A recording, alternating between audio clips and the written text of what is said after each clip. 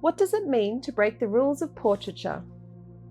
For centuries, portraits were carefully controlled symbols of beauty, status, and power, crafted to please, to immortalize, to flatter.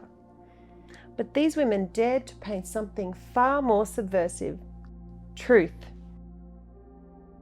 Frida Kahlo broke the first rule of portraiture, that pain should be hidden. In The Two Fridas, she bares her heart, literally, splitting herself between two identities, two cultures, two worlds. Veins stretch across the canvas like lifelines, binding suffering and survival in vivid connection. Every brushstroke becomes a declaration of self, her body a canvas, her wounds a language. Kahlo transformed the portrait from mere likeness into a raw, confessional autobiography of the soul. She painted what others feared: heartbreak, trauma, and physical agony, and in doing so made vulnerability powerful, beautiful, and undeniable. In Self-Portrait with Cropped Hair, she severs her long locks, wears a man's suit, and meets the viewer's gaze with quiet defiance. She announces, "I am not your muse, I am my own subject." Through courage and vulnerability, Kahlo turned portraiture into rebellion, proving that emotion could be political, suffering could be art, and pain could be power. Tamara de Lempicka, the Polish queen of Art Deco, shattered the rule that women in portraits must be passive or ornamental. She painted herself not as a muse, but as a modern icon, poised, fearless, and fully in control. In Self-Portrait in the Green Bugatti, she grips the wheel with gloved hands, staring out at the world with effortless confidence.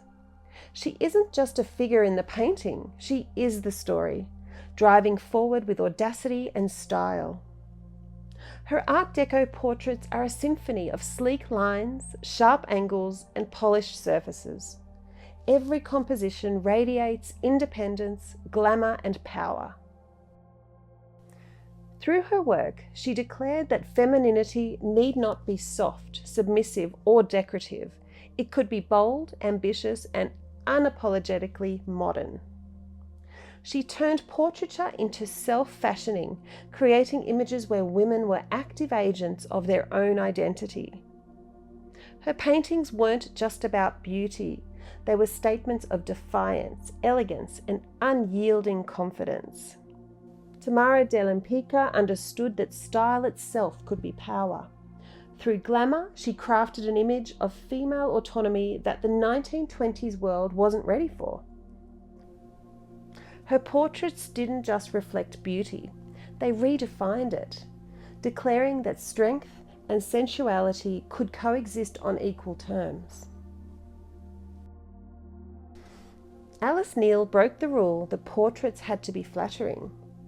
While others chased perfection, she painted the truth, unvarnished, uncomfortable, deeply human. Every line, every wrinkle, every shadow became a record of emotion.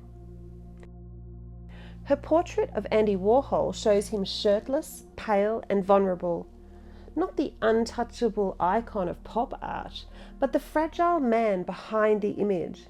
It's a portrait stripped of fame and performance, exposing the human being beneath the myth. In Ethel Ashton, Neel paints her friend nude, capturing tension and unease without idealization.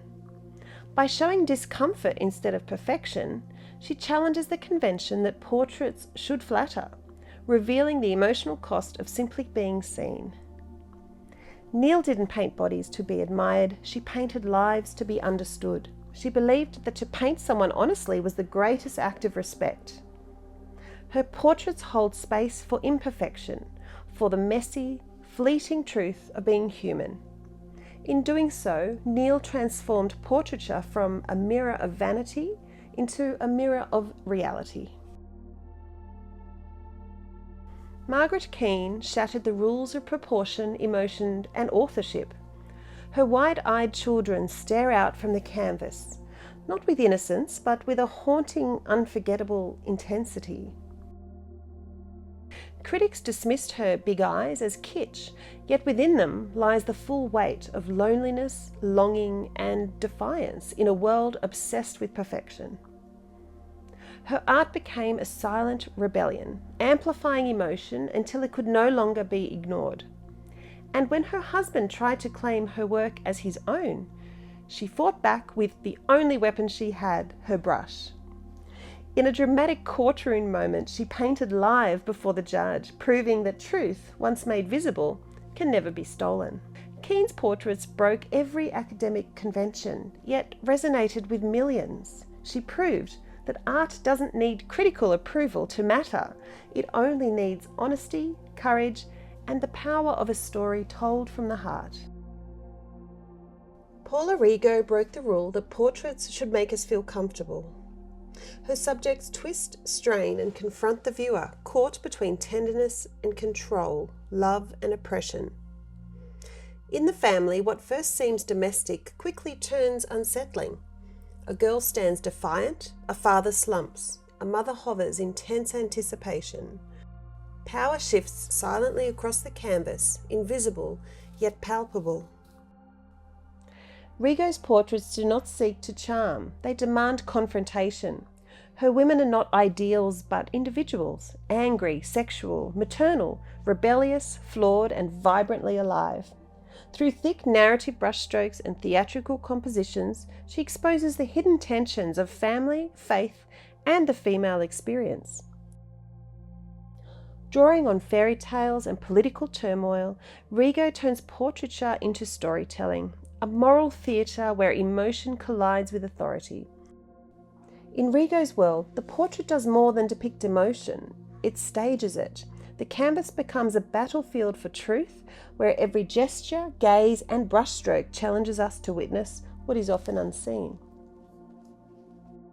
5 women, 5 acts of rebellion, each shattered a different rule of portraiture. They all show us that a portrait is never just a face, it's a story of resistance, identity, and transformation. Every brushstroke becomes a declaration. I exist, I feel, I am seen. By breaking every rule, they didn't just challenge art, they redefined it. They rewrote what it means to capture the human spirit, proving that truth, courage, and emotion are the most radical strokes of all. Thank you so much for watching. If you enjoyed this video, please like and subscribe to support the channel. See you next time.